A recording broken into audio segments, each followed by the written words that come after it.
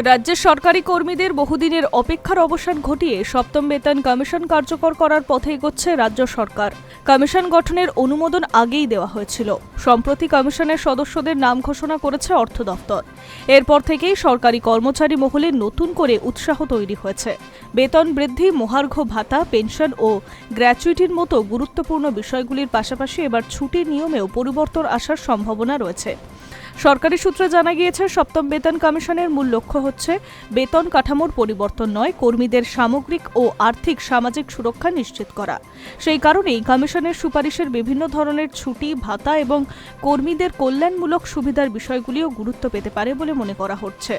বর্তমানে সরকারি কর্মীদের মধ্যে সবচেয়ে বেশি আলোচনা হচ্ছে পিতৃত্বকালীন ছুটি এবং চিকিৎসাজনিত ছুটির নিয়ম নিয়ে।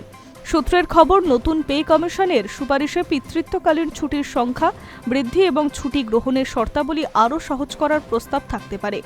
এর ফলে নবজাতকের জন্মের সময় বাবাও পরিবারের সঙ্গে আরও বেশি সময় কাটানোর সুযোগ পাবেন।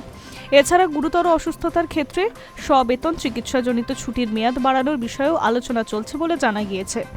বর্তমানে নির্দিষ্ট সময় পর্যন্ত পূর্ণ বেতন সহ ছুটির ঘোষণা থাকলেও ভবিষ্যতে সেই সময়সীমা আরও বৃদ্ধি হতে পারে।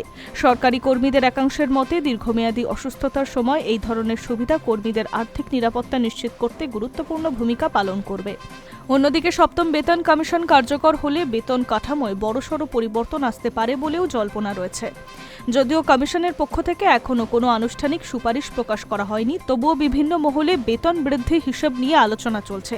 বিশেষজ্ঞদের একাংশের ধারণা, নিম্ন স্তরের কর্মীদের ক্ষেত্রে মাসিক বেতন কয়েক হাজার টাকা পর্যন্ত বৃদ্ধি পেতে পারে। সূত্রের খবর অনুযায়ী গ্রুপ ডি পর্যায়ের কর্মীদের বেতন গড়ে 5 থেকে 6 হাজার টাকা পর্যন্ত বাড়তে পারে। অন্যদিকে উচ্চপদস্থ আধিকারিকদের ক্ষেত্রে বেতন বৃদ্ধির পরিমাণও মাসিক 15,000 থেকে 20,000 টাকা পর্যন্ত হতে পারে বলে অনুমান করা হচ্ছে।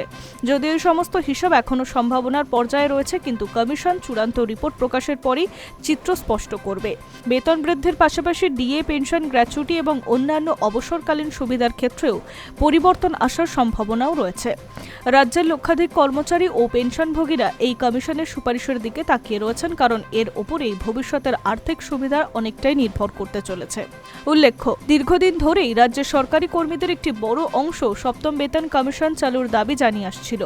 অবশেষে কমিশন গঠন হওয়ার পর সেই প্রত্যাশা আবারও জোরালো হয়েছে। প্রশাসনিক মহলের মতে, কমিশনের সদস্যরা আগামী কয়েক মাসের মধ্যে বিভিন্ন দফতরের মতামত সংগ্রহ করবেন এবং আর্থিক প্রভাব খতিয়ে দেখবেন। সবকিছু পরিকল্পনা অনুযায়ী এগোলে আগামী 6 মাসের মধ্যে কমিশন তাদের রিপোর্ট জমা দিতে পারে বলে আশা করা হচ্ছে। এরপর সরকারের অনুমোদন সাপেক্ষে নতুন বেতন কাঠামো এবং সম্ভাব্য নতুন ছুটির নিয়ম কার্যকর হতে পারে। Hi news network.